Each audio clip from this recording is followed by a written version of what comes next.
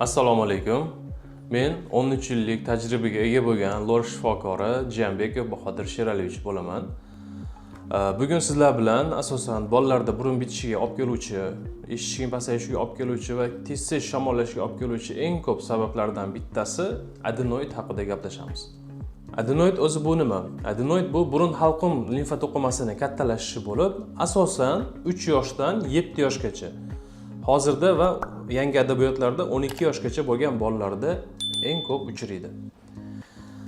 Buni asosiy sabablari nima?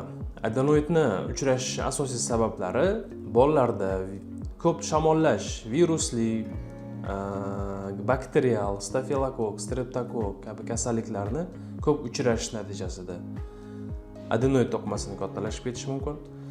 Ikkinchisi, allergik holatlar, allergik rinit, allergik faringit, umuman bolani tashqi muhitga sezuvchanligini oshib ketish natijasida ham adenoid to'qimasi kattalashib ketadi.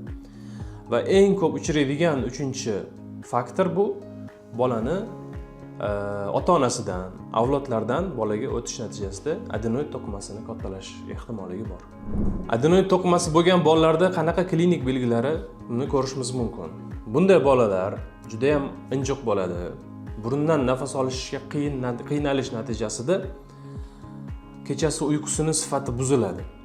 Har yarim soatda yoki har 20 minutda uyg'onib, bu yoqqa tashlab, uyqusi sifatsiz bo'ladi. Og'zini ochib yotish natijasida xurrak otishi mumkin. Ba'zi bolalar qulog'ini eshitishi, qulog'ini og'rishidan shikoyat qilib kelishadi.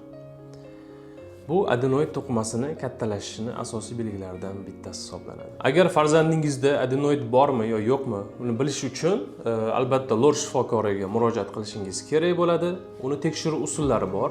Ya'ni birinchisi zamonaviy usul endoskop yordamida burun halqum to'qimasini ko'rish, faringoskop yordamida yoki burun halqum qismining rentgenografiyasi yoki 3D tomografiya, kompyuterli tomografiya kabi tekshiruv usullaridan foydalangan holatda aniq tashxis qo'yishimiz mumkin bo'ladi.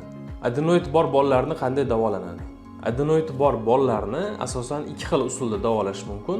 Konservativ, ya'ni dori-darmon yordamida, ikkinchisi bu jarrohlik, operativ yordamida davolash mumkin.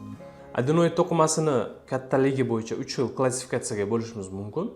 Birinchisi bu birinchi darajadagi adenoid kattalashishi, ikkinchi darajadagi va uchinchi darajadagi adenoidlar kattalashishiga bo'lishimiz mumkin.